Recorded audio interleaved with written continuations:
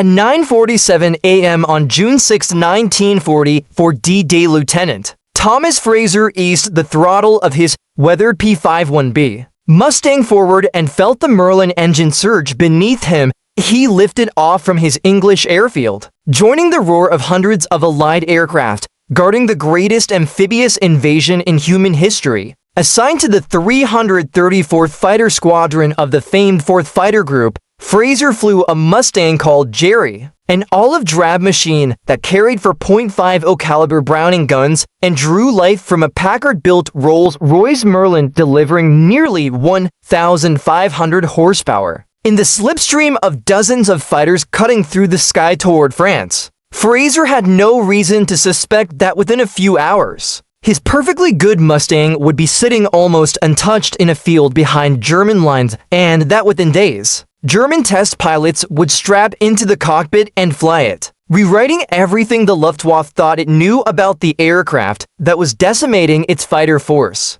Flying patrol at about 12,000 feet, Fraser noticed the first hints of trouble, barely perceptible tremors in the engine, then a sudden lurch in the gauges, oil pressure dropping, coolant temperature spiking. He instantly recognized the signs. The Merlin was a masterpiece, but also a delicate one. Its radiators and coolant lines were vulnerable, and even a pin-sized leak could turn the engine into a furnace within minutes. Fraser throttled back, broke formation, and began searching the Normandy countryside below, a patchwork of fields, hedgerows, and narrow country lanes now filled with retreating German soldiers responding to the chaos of D-Day. With the engine dying fast, he spotted a long, flat field and committed to landing. Gear down, flaps down, wind whizzing over the wings, he brought Jerry in for a controlled glide and made a remarkably soft landing for an aircraft moments away from overheating itself to destruction. The Mustang sat intact, no crumpled wings, no shattered frame, only an engine ruined by overheating. Fraser climbed out, tried to flee across the fields, but German soldiers captured him within hours. His Mustang remained in that field for less than 6 hours before a specialized Luftwaffe salvage unit arrived, teams trained specifically to recover Allied aircraft before they could be destroyed by roaming American fighters. Methodically, they drained the tanks, secured the cockpit, posted guards, and prepared the nearly pristine P-51 for transport. By dawn, Fraser's aircraft was already on a rail car, bound for Rechlin, the Luftwaffe's central flight research facility, a place where the fate of captured aircraft was decided and where Germany tested everything from prototypes to enemy fighters. Rechlin had been the Luftwaffe's BEATING analytical heart since 1936, a sprawling compound of workshops, hangars, barracks, engineering offices, and long concrete runways where Germany's best technical minds examined every aircraft ever captured or conceived. Among its elite test pilots was Hans-Werner Lerche,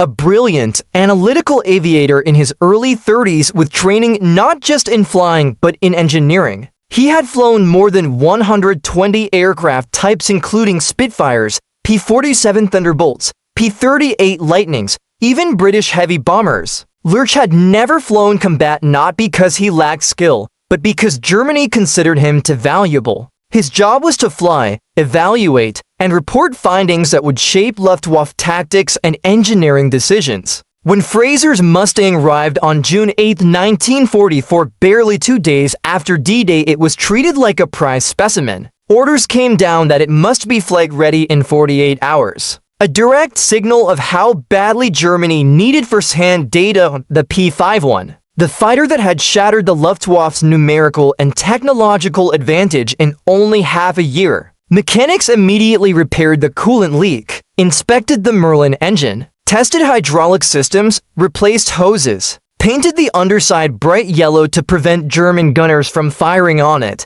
added black German crosses, and designated the aircraft T9+HK. By June 10th, it was ready. Lerche approached the Mustang with an engineer's fascination, admiring the laminar flow wings, flush rivets, elegantly clean aerodynamic surfaces, and cockpit space far larger than that of a Bf-109, in which pilots often felt cramped and stiff. He climbed in, rolled to the runway, and opened the throttle. The Mustang lunged forward with surprising smoothness, climbing with an ease that instantly impressed him. At altitude, he began pushing the aircraft through a series of technical maneuvers, rolls, loops, immolments, split-test maneuvers, high-speed dives, climbing spirals, and hard brake turns. What shocked him most was how forgiving the Mustang was. A Bf-109 or FW-190 would snap violently if mishandled. Even experienced pilots could lose control. But the Mustang remained composed, agile, balanced, and predictable. At 23,000 feet, fully powered, it reached 416 miles per hour faster than German intelligence had ever estimated. Lerche landed after his first flight and declared the Mustang a truly unique aircraft, over for additional flights. He expanded his assessments: excellent high-altitude performance, tremendous endurance, incredible dive stability, and maneuverability on par with or superior to Germany's best late-war fighters, the Bf-109G10 and the FW-190D9. Its limitations were few: the sensitive coolant system, and instability when the aft fuselage fuel tank was full, making it tail-heavy. Lerche's comprehensive report swept through the Luftwaffe, shattering myths that German pilots still clung to. The Rosarius Wanderzirkus, the traveling circus, began touring the Mustang across German airbases, demonstrating it alongside captured Spitfires and Lightnings so pilots could learn what they were really up against. Luftwaffe pilots watched the Mustang outroll the FW-190, match the Bf-109 in turns, and outrun both in level flight. For the first time, many realized that Germany's technical edge had evaporated. Worse, the Allies were producing Mustangs by the thousands, while Germany struggled to build a fraction of that number. By mid-1944, Germany's pilot ranks were collapsing, veterans killed faster than they could be replaced, fuel reserves shrinking to almost nothing, and new pilots being sent into combat with as little as 70 hours of flight time. Against this backdrop, the P-51 Mustang became a symbol of inevitability. In March 1945, interrogations of captured Luftwaffe pilots revealed unanimous respect for the Mustang. They called it the best American fighter: fast, agile, heavily armed, long-ranged, and unforgiving to anyone who underestimated it. Some admitted openly that they would only attempt to escape a Mustang if they had a massive head start.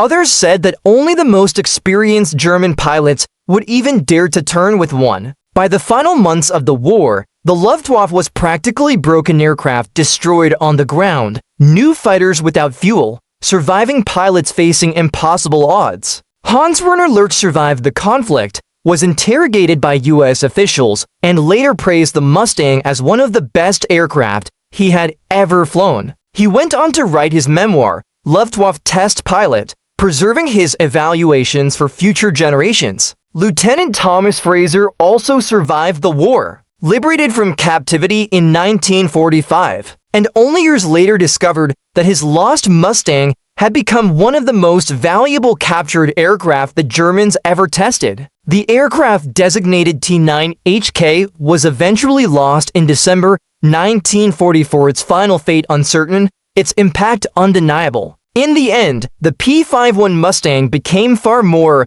than a fast or beautiful machine. It changed the air war because it combined unparalleled speed, extraordinary range, aerodynamic efficiency, lethal firepower, and unprecedented mass production at precisely the moment the Allies needed superiority in the skies. Designed in only 102 days, transformed by the Merlin engine, and produced in over 15,000 units, the Mustang escorted bombers deep into Germany, shredded the Luftwaffe's remaining strength, and ensured the skies over Europe belonged to the Allies. Through the intertwined experiences of Thomas Fraser and Hans-Werner Lerche, the story of the P-51 Mustang emerges as one of aviation's most remarkable and decisive chapters in World War II history.